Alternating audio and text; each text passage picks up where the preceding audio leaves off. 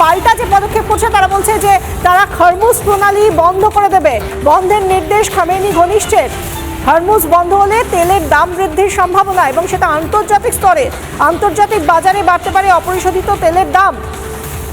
Hormuz দিয়ে আমদানি ভারতের বেশিরভাগ অপরিশোধিত তেল। বিশ্বের 20% তেল সরবরাহের রাস্তায় হরমুজ প্রণালী। হরমুজ বন্ধে প্রভাব পড়বে শেয়ার বাজারেও। মার্কিন যুদ্ধ জাহাজেও মিসাইল হামলার নির্দেশ। মার্কিন যুদ্ধ জাহাজেও মিসাইল হামলার নির্দেশ। মার্কিন যুদ্ধ জাহাজ যে